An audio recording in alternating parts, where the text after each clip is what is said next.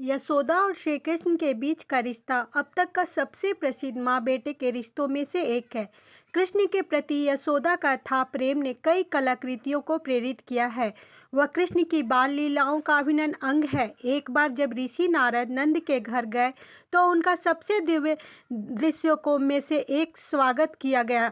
नारद ने देखा कि माँ यशोदा ने अपनी शरारती छोटे लड़के कृष्ण को पीसने वाले पत्थर से बांधकर दंडित किया था। यह देखकर नारद ने कहा, इन्नाथवम सैध ने यशोदा, जिसका अर्थ है आपने ने स्वरच को दंडित करने की शक्तियाँ प्राप्त करने के लिए कौन सी तपस्या की है, क्योंकि यह सर्वोच्च देवदत्त था, आदि और अंत और मध्य भी, जिसने स्वयं को एकमात्र नश्वर व्यक्ति द्वारा दंडित होने दिया।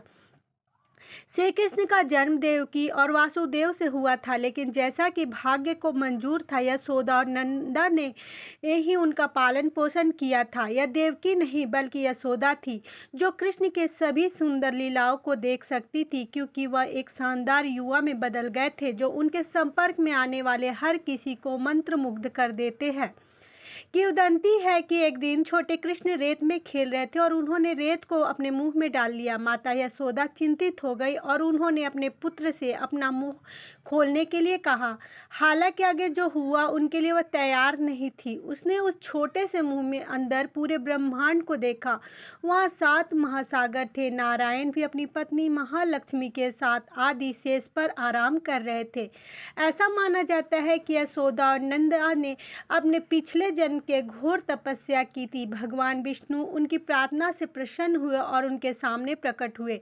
उन्होंने दंपति से पूछा कि क्या चाहते हो, और दंपति ने कहा कि वे भगवान विष्णु को अपने पुत्र के रूप में मानना चाहते हैं। भगवान विष्णु आश्चर्यचकित हो गए, क्योंकि वह पूरे ब्रह्मांड के निर्माता थे। हालांकि वह कभी नहीं जानते थे कि माँ का प्यार क्या होता है, और इसीलिए उन्होंने अनुरोध को स्वीकार कर लिया।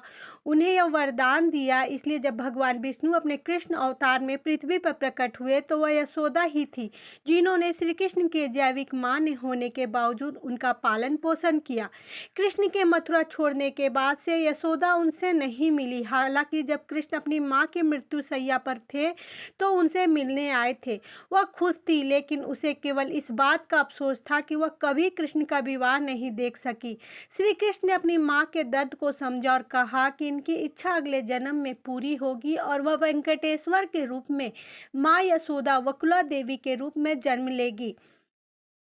कलयुग में भगवान विष्णु भगवान वेंकटेश्वर के रूप में प्रकट हुए। इस बार भी यशोदा ही उनकी धाय माँ थी। उनका नाम वकुला देवी था। उन्होंने राजा आकाशा राजा की बेटी पद्मावती के साथ उनकी शादी की व्यवस्था करने में महत्वपूर्ण भूमिका निभाई, और इस बार माता यशोदा ने वकुला देवी के रूप में अपने बेटे की शादी देखने के लिए उनकी इच्छा पूरी की। लगभग 300 साल पहले सुरमय पेरूरू गांव के आसपास पेरूर बंदा पहाड़ी पर वकुला देवी को समर्पित एक मंदिर का निर्माण किया गया था। वकुला देवी की मूर्ति उनके पुत्र भगवान वेंकटेश्वर के निवास स्थान सेवन हिल्स की ओर दिखती है। यशोदा और श्री कृष्ण का रिश्ता सिर्फ एक माँ और उनके बेटे के बीच का रिश्ता नहीं था। एक तरफ से देखा जाए तो माता यशोदा श्री कृष्ण की परम भक्तों में से एक थी, जो वात्सल्य प्रेम से भरी हुई थी। जो वह वात्सल्य भक्ति एक माँ की भक्ति में विकसित होता है। कृष्ण के प्रति यशोदा के प्रेम को महसूस करने का सबसे बेहतर तरीका क्या हो सकता है कि आप उस स्थान पर रहे जहाँ कृष्ण ने एक बच्चे और एक युवा के रूप में अपना समय बिताया था। ब्रज की यात्रा करें।